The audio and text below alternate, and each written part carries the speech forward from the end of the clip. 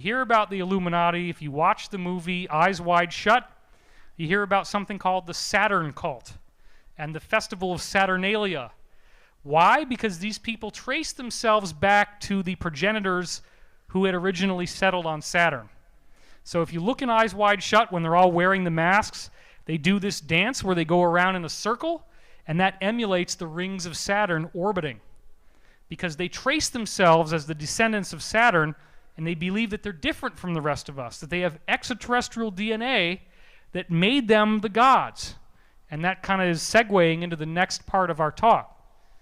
So there were a very small number of survivors when the moon was blown up, and they got out with only, apparently the story is, the moon was so badly hit that only a few of their damaged spacecraft got out, and their civilization on Earth was almost completely wiped out. So just a small number of them made it, and they crash-landed on Earth.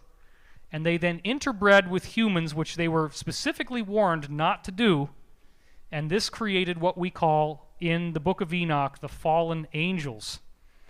Their offspring, their children most likely, the hybrids of their own form, which was about 36 feet tall, and native people on Earth, became these 12 to 13 foot tall, red-headed, white-skinned humans. And white skin was not normal for the Earth.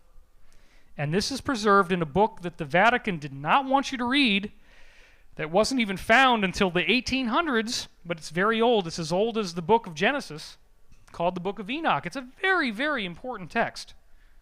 And I'm going to be doing a lot more about this as I go on, probably writing it into my books. The Scottish explorer James Bruce discovered several copies of it in Ethiopia in 1773. It was translated in 1821. And Jesus quotes from this book in the New Testament, so he obviously thought it was pretty important. The key chapters are chapters 1 through 36, called the Book of the Watchers.